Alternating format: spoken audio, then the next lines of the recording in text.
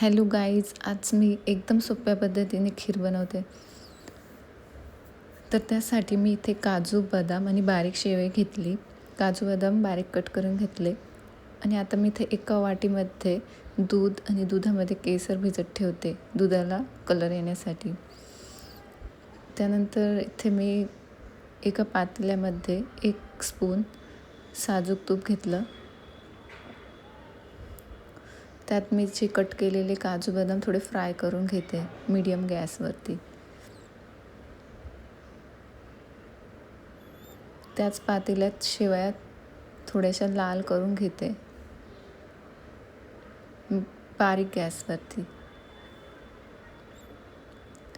त्याच पातेल्यात दूध ॲड केलं. त्यात 1 कप साखर, भिजवलेलं दूध, काजू बदाम, शेवया, त्यात अर्धा चमचा सुंठ इलायची आणि ते चांगलं उकळून दिलं. बघा, झाली खीर रेडी. मस्त लागते खायला.